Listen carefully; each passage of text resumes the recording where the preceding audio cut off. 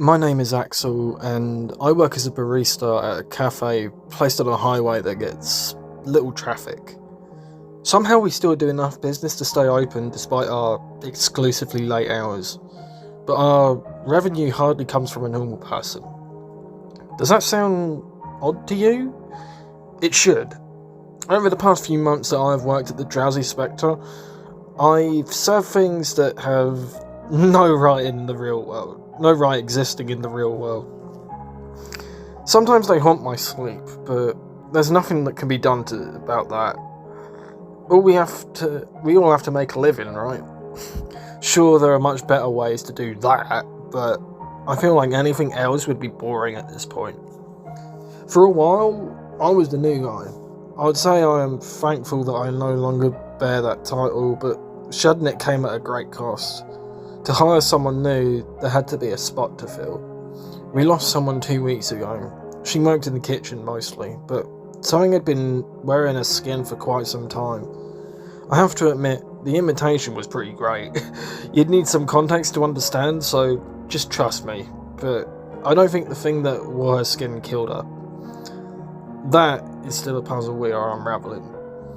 Here I am rambling. Anyway, we hired someone new. Her name's Penny, and so far she's been getting along better than I did. It was fun to see her surprised and terrified reactions when our regulars I likely gave the same gasp during my first day. Which is... Why is any of this relevant to you? Because I was tasked with training her. That seemed like a bad idea, considering that another employee hired around my first days died under my watch. We have a high turnover rate, so that wasn't much of a surprise, but it still weighs on me. I guess I have a lot more experience now. I'm happy to say that things have calmed down since my first few weeks. That is to Penny's benefit. Honestly, because if she was hired during the thick of last month's insanity, she may have just quit. I am surprised she didn't at the sight of the shambling zombie or the squishmallow that couldn't speak. It just kind of bounced there, waiting. She gave it a muffin and it seemed content, but it didn't pay for it. To be fair, I'm not sure that squishmallow currency would be any good regardless. There are a few rules that everyone needs to know, and they seem to be growing each month. I'm here. I'll give you them so you can understand her training a bit better. 1. Don't open the drive-through window unless there's a customer inside the car. I wrote a little note there. Don't talk to tall men. 2. Make Hartman's order in under 2 minutes, otherwise hide in the freezer. Another little note by me explaining how deafening her scream is. Don't open the back door for anyone unless you hear 5 knocks. 4. Tom will try to take pictures of the female staff. Don't let him. We actually killed Tom. Long story. Always answer Amber's questions, but do not buy candles from Amber. You will be fired on the spot and offered no help. Do not sell caffeine to reptiles. I added that one, because I accidentally killed a customer doing that. If Celine's office light turns off, turn it back on. Fast. Do not use DeGuire's first name if you know it. 9. We do not have heavy whipping cream. 10. If a golden eye speaks sweetly to you, tell a manager. What's Rule 9 about? That was the last question I expected. We don't have heavy ice cream? It is pretty straightforward. Yeah, but it doesn't seem to match with the rest of them. Penny shook her head. Breaking some of the others seems dangerous. Not having something doesn't seem like a rule. I laughed. Tell that to Em. Not all of our employee base is human. Em is a pixie, but she is sort of a changeling, I guess. Honestly, she hasn't been super helpful explaining that one, but I know she took a giant potion to continue appearing human. Unfortunately, that giant potion still made her a bit short by human standards. She was sweet, though, and extremely defensive over the long-time employees at the Drowsy Spectre. She tried to turn me into an animal to keep as a pet once. It took a bit of work, but we're friends now. If we tell a customer we have it, then we have to backtrack. It could get dangerous. Barrow explained. Depending on the customer, it could be the most important role. Barrow, I still don't know much about that guy. He was human, but isn't really anymore. Barrow doesn't feel emotions no matter how hard he tries. He had a doll that granted wishes, but it would backfire every time.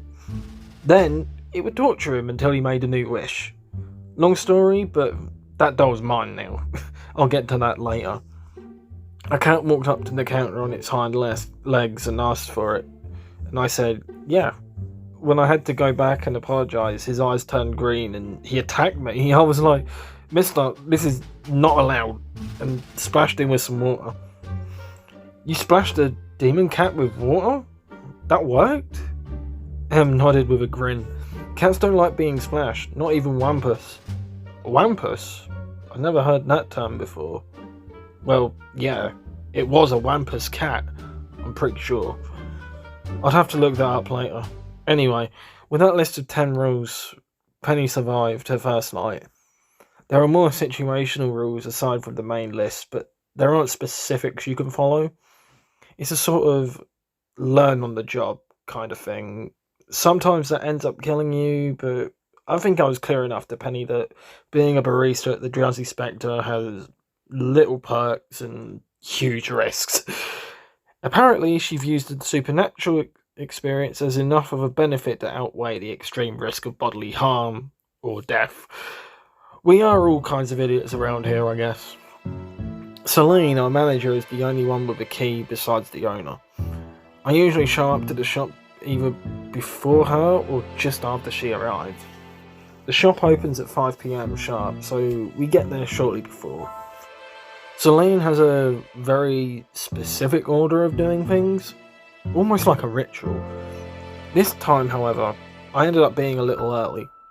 That happens sometimes depending on what time I woke up. There's a dirt road that leads behind the shop and there's an apartment complex back there. That's where I live, as of roughly 2 months ago. Really convenient to get to work, extremely quiet and paid for by the store's owner. Why? I'm still not sure. He owns plenty of locations that don't serve supernatural customers, so maybe he just makes enough money. I'm getting sidetracked again. I pulled in early and parked my car, despite being one of the 2 people in the parking lot. I was the first employee to arrive. The yellow beaten hatchback that was parked in the middle of our lot belonged to Amber. She sells candles outside our drive-thru, as well as a stand inside the shop that no one's supposed to buy. I still don't know what happens if we do, other than we get fired. When I got out of my car, she was standing idle next to her vehicle waiting for me. I wasn't sure why I came in early, I just sort of felt like it. But when I saw her staring expectantly at my car when I drove in, it made me a little nervous. Hey Axel! I felt a tingle up my spine whenever she said my name, a shiver that made my hairs stick up. At first glance, she was a pretty girl, with a lovely voice. I knew more, though. I was hoping you'd show up early. Amber opened her car's trunk. Is today the day? I'm afraid not. I was polite. Who knows what something like her was capable of. I won't be buying a candle today.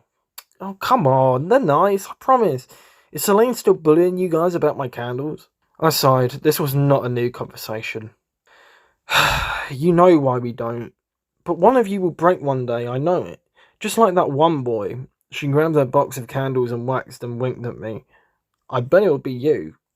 She was referring to DeGuire. He used to work with us, but he brought a candle and... Well, it's a long story, like I said. We have a high turnover rate. Amber went about her business setting up her candles while I waited by the door for everyone else to arrive. Celine showed up, then Barrow, and then carpooled. Penny showed up last, but with a few minutes to spare. We got our day started and things went as usual. Well, as usual as a cafe that serves denizens of the night can get. Now, before I get to the meat of this tale, you need to know a bit about Tall Ben, the giant at the drive-thru window.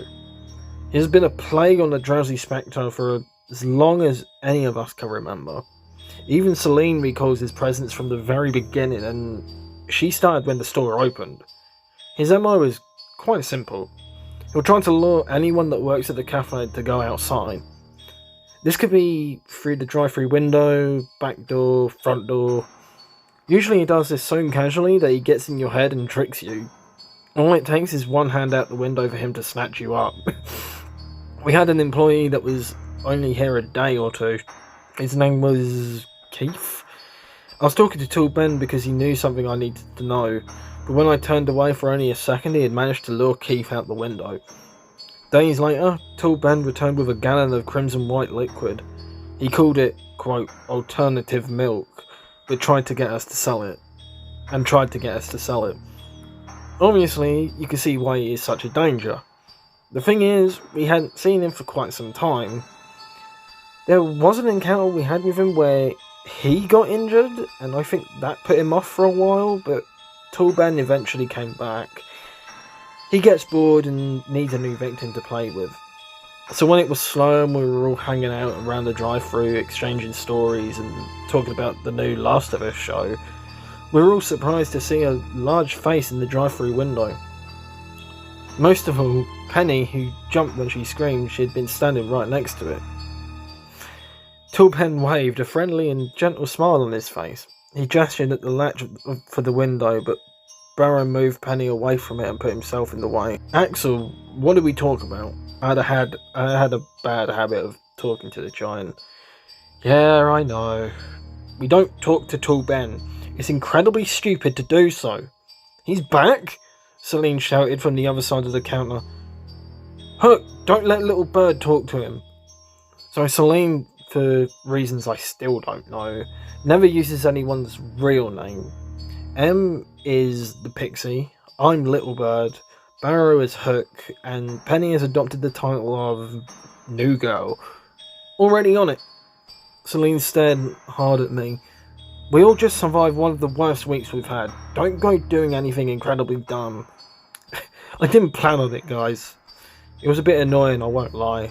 There was a very good reason for me to talk to the giant before. I don't fall for his tricks anyway. They laughed at me. If Barrow was capable, I am certain he would have as well. Honestly, he's nearly gotten you to climb out here multiple times. Barrow turned to Penny. He could trick any of us. Don't entertain him. Don't even look at him. Immediately she glanced at Tool Ben's way and got another wave. Just try not to look at him. That was very hard. His face took up the entire window.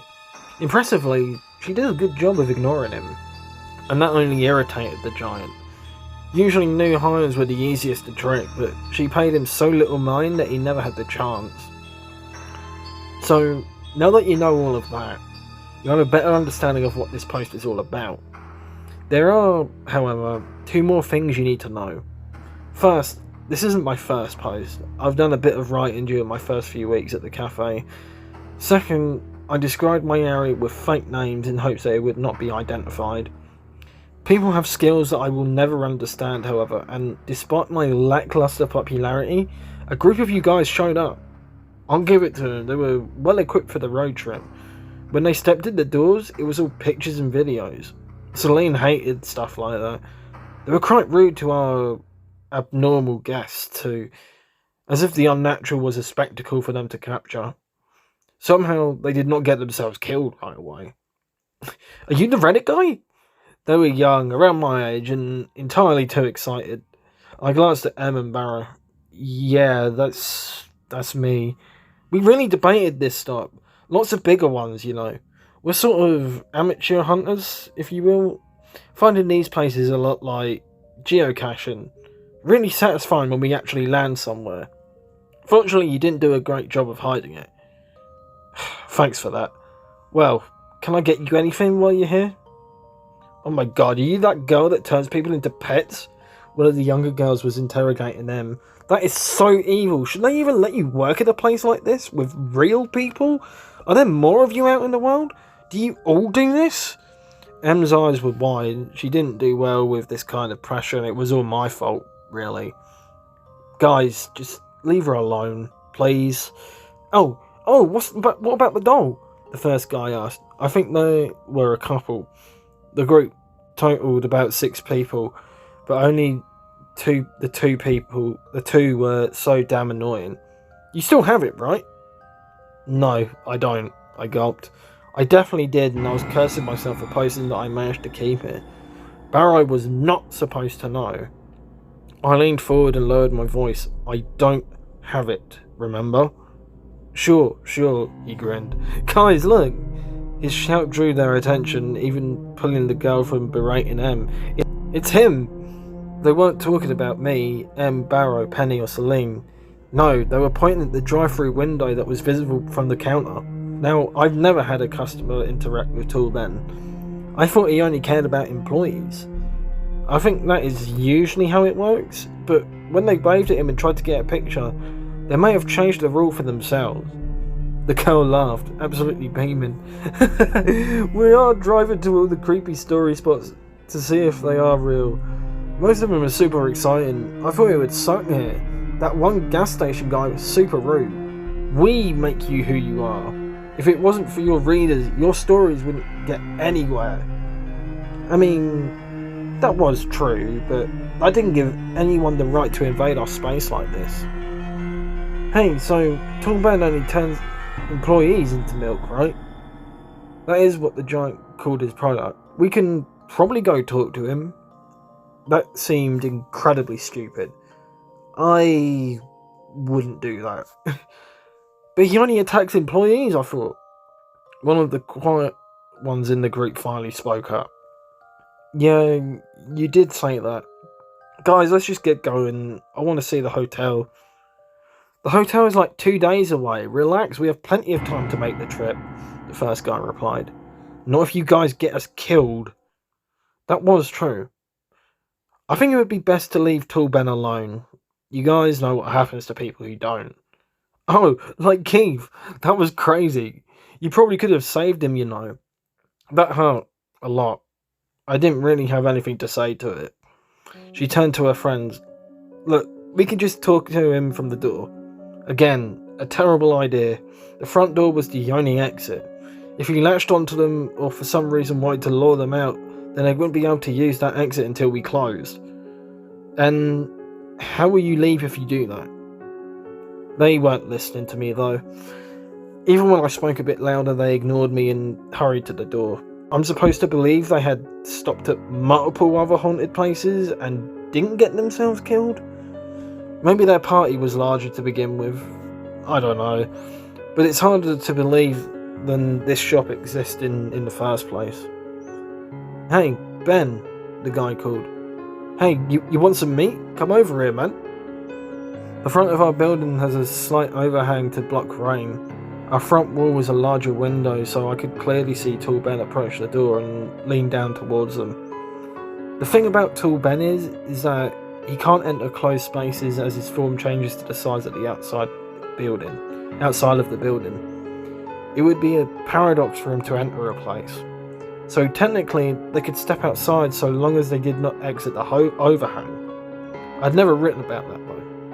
Hey, don't do that, Barrow shouted at him. These are your nuts, so go stop them. Watch the drive-through, I asked as I hurried towards the front door. One of them was drunk, I don't remember who, and he was sticking his hand out and rapidly back in as if to mess with Tool Ben. Don't do that! He isn't even doing anything. We aren't employees. He doesn't attack customers. The girl chided me. It is your story. You should know that. We don't know everything about him. Do not go outside. Look, he isn't grabbing Daniel. Again, she laughed. Watch. Before I could stop her, she stepped outside. Nothing happened at first. Tool Ben simply loomed from the corner of the store, staring under the overhang in the hope that someone would step out. The girl was that someone. She turned around, her friend holding open the door.